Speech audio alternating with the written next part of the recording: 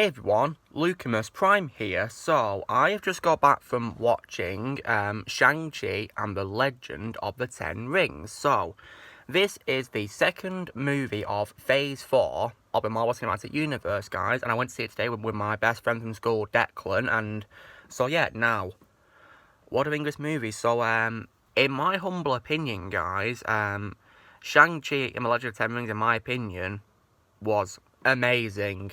Yeah. I really, really loved this movie. An amazing movie. I absolutely loved it. Like, I was thinking, what if it wasn't very good before I went in, but when I saw it, yeah, I loved it. Now, was it a perfect movie? No. No, I wouldn't say it was perfect, but I think it's definitely up there as being like one of the best MCU movies, and it's probably so far my favourite Phase 4 movie, but, I've got a feeling maybe The Eternals and maybe most definitely No Way Home might, top that. Maybe. But anyway, so I'm going to talk about the plot of this movie, guys. So, as a bit of a heads up, this will contain major spoilers. So, if you guys haven't seen the movie, I'd suggest you guys go watch it, because right now it's currently in theatres. I don't think it's on Disney Plus like Black Widow was, so yeah, sorry about that, guys. But yeah, I think it will be definitely in theatres. So yeah, I'm going to count down from 3 to 0. So here we go, guys. So 3, 2, 1. Alright, 0. So what's the movie about? So the movie begins with a flashback to thousands of years ago where Zhu Wenwu, who is played by Tony Leung, he finds the Ten Rings. So as in the title of the name of the movie, the Ten Rings. And these are mystical weapons that grant the user immortality and great power. Wenwu amasses an army of warriors called the Ten Rings and conquers many kingdoms and topples governments throughout history. So he lives for thousands of years thanks to these rings. In 1996, I think is what it was, Wenwu begins searching for a mystical village which harbours mythical beasts called Ta Lo in order to expand its power. He finds the entrance of the village, but he is stopped by the guardian of the village called Ying Li. And yeah, they had a pretty cool fight, guys, which in my opinion was very well choreographed. It was really good. I liked it. And after this, they eventually fall in love and they have 2 children, which is, of course, the main character of the movie, Shang-Chi and Xialing, yeah. Wenwu abandons the Ten Rings and his organisation to be with his family. However, Ying Li is murdered by the Iron Gang, which are old rivals of the Ten Rings. And Wenwu, who takes up the rings again to massacre them and to resume his criminal activities. Shang-Chi begins training in martial arts and is sent to Wenwu at the age of 14 to assassinate the leader of the Iron Gang.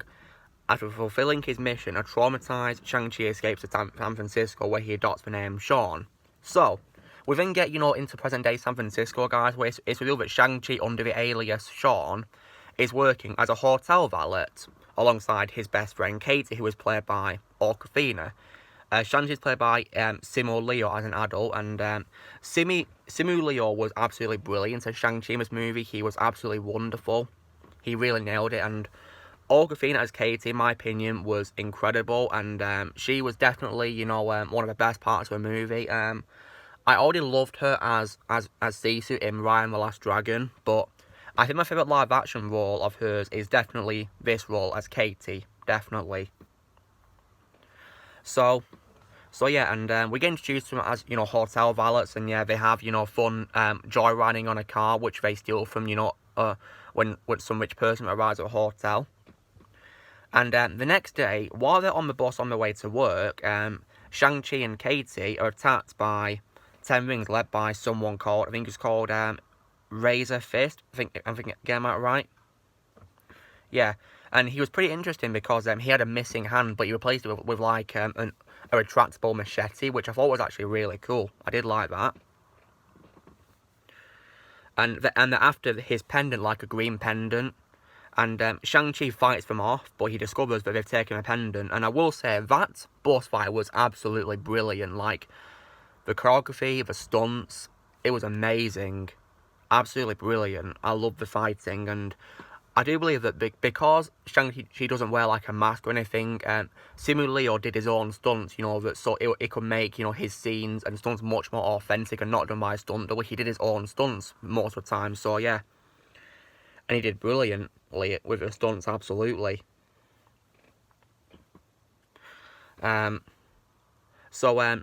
Shang-Chi fears that the Ten Rings will attack Jai Ling because she has a similar pendant to him. So he decides to track her down, and he's got like a letter, guys, which basically shows an address which is in Macau.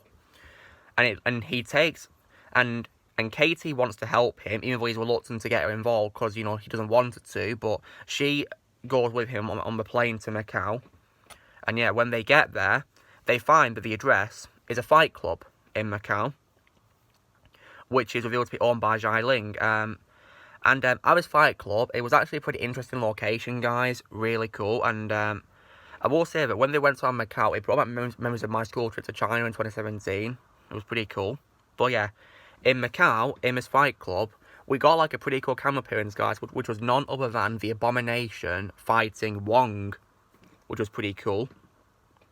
And it was pretty awesome as well, the way Wong defeated him by making Abomination's punch going through a portal and then coming out of another portal and, you know, hitting him in the face. That was brilliant. I did like that.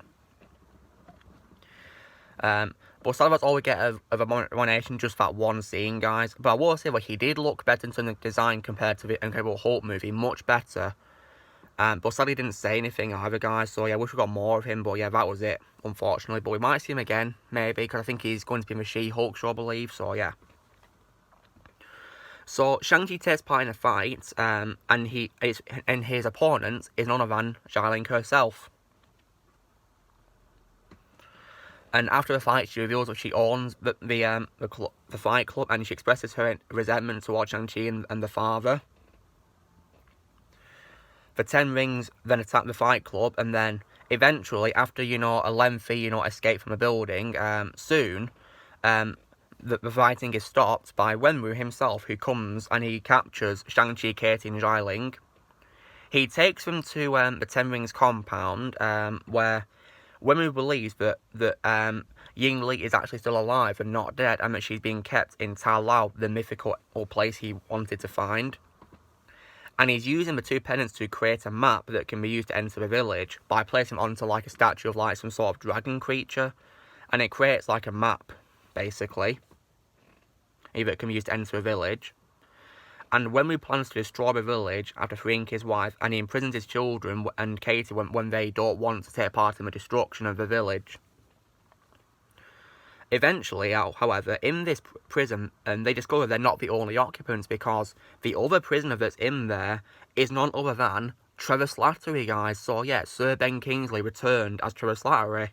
Now, it was a bit annoying seeing him return, because I didn't like him in Iron Man 3 how he was revealed to be just a fake Mandarin. I didn't like that at all, really. But I will say that I did tolerate him a bit more in this film because he had less screen time, thankfully. And you know, I like how he a purpose of helping them escape, because he helps them escape the compound. Because it's revealed that he was in prison there, of course, to be in, you know, the short film called All Hail the King. Yeah, he was in prison there. And he looks different because he's grown his hair. And he's also got some sort of little creature which looks like a headless, you know, winged, you know, sort of, you know, animal, which was very furry, called Morris. Yeah, pretty weird. I think it's called a Hundun. Yeah. So a Hundun guides them to Ta Lao to warn them about the Ten Rings, and they meet Ying Li's sister called Ying Nan, who was played by Michelle Yeoh, and she was definitely one of the best parts of the film as well. Absolutely. She reveals to a group about Ta Lao that 1,000 years ago it was attacked by the soul-consuming Dweller in Darkness and his minions, but the village was saved by a dragon called the Great Protector, who helped seal the Dweller and his minions in a mountain. And according to Ying Li, the Dweller has been influencing Wenwu into believing Ying Li is still alive, so he will use the rings to break the seal. And the villagers prepare for the arrival of the Ten Rings. The Ten Rings, led by Wenwu, arrive to destroy the seal, and there's a big battle where he orders them to burn down the village, and yeah. Wenwu and Shang-Chi fight, and it was very well choreographed once again, absolutely stunning, brilliant stunts. But it ends up with Wenwu using his ring power to knock Shang-Chi, you know, far away into a lake, and he goes underwater. Wenwu is hearing the voice of his late wife, Yingli, so he begins to break the seal. But he doesn't know that by doing this, he's causing many of the Dweller's minions to escape. And the minions begin to attack the villagers on the Ten Rings by stealing their souls, and yeah. And eventually, the villagers on the Ten Rings call a truce to work together to bring down the Dweller and the minions. Meanwhile, underwater, Shang-Chi is underwater. I think he was drowning, but eventually, he meets the Great Protector, who revives him, and he rides on the Great Protector and rises out.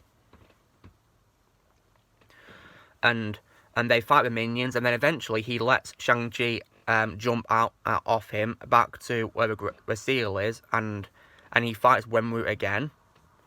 And eventually Shang-Chi remains victorious. Yes, because he takes the rings off his father. And then eventually, the Dweller escapes after the souls strengthen it that have been taken from the battle or victims. The Dweller attacks Wenwu and ties him up and then steals his soul, and he sacrifices himself to save Shang-Chi from it. And he gives him the rings. He passes it on to him. Because Shang-Chi didn't want to, you know, kill his father with them at first because he dropped them. Eventually, after another battle in which, you know, the two dragons fight, the Dweller nearly kills the Great Protector, but luckily Katie comes to rescue by firing an arrow right at the Dweller's throat, and it kills it. So yeah, Katie saved everyone. Because if the Dweller killed the Great Protector, it would be unstoppable. It would have destroyed the universe. But luckily, Katie saved everyone, yeah. And she was told that she couldn't even fire a bow and arrow, but yeah, she proved, you know, that archer wrong. And sadly, the archer that you said she couldn't fire an arrow was killed, so yeah. So yeah, after everything has been saved, they mourn their losses, and then after this, Shang-Chi and Katie then return back to San Francisco, where they have a meal with their friends and tell them all about their adventures, when all of a sudden, Wong appears through a portal. He asks Shang-Chi if he has the 10 rings, and Shang-Chi says yes, and he tells him to come into a Sanctum Sanctorum, and he's also told to bring Katie with him, so yeah, I'm wondering, you know, like, why was Katie needed? Then we get the credits, guys, and yeah, and then after this, now, me and Declan agree that you know, the number one rule of watching a Marvel movie is, you know, stay in the credits and watch them, so in a mid-credit scene, we see Shang-Chi analysing the rings, and we learn that they're emitting a very mysterious signal, which is very, you know, interesting. And we do get 2 cameo appearances, guys. One of which is from Bruce Banner, with Mark Ruffalo reprising his role. And I could see he was still in his sling after, you know, the effects of the stones making his arm permanently broken, because he snapped and brought everyone back. And unfortunately, the other cameo we got was from none other than Carol Danvers, the Brie Larson version. And upon seeing, you know, Brie Larson, I was like, oh, for God's sake. So yeah, I was pretty annoyed. Like, they could have picked, like, another Avenger, like maybe Rhodey, maybe. Rhodey could have been there, or maybe other Avengers, maybe. You know, they were there. Not even Doctor Strange was there, sadly. Which sucked. Because it would have probably led into No Way Home, maybe. But yeah. But yeah, luckily it didn't last long. So yeah, didn't have to go for a pain of seeing her, because I hate, you know, Captain Marvel as a character. I can't stand her, but yeah. After this, we then get more credits, after this mid-credit scene, and then we get, finally, a post-credit scene where it's revealed that Zhai Ling has become the new leader of the Ten Rings, because, as Shang-Chi said, she was with the Ten Rings in her compound, removing what her father had done before. You know, undoing it, basically. So, it looks like she's one in charge of them now, but I'm wondering, you know, what will she do now that she's the leader? Like, will she leave on to, you know, doing good things or bad things? Well, I'll have to wait and see. But yeah, this movie was definitely, you know, a great movie, guys. I really, really enjoyed it. So, but yeah. And like I said, it wasn't perfect, guys.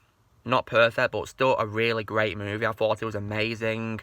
You know, the stunts, choreography, the music, the story. Yeah, I loved it. Something really brand new as well.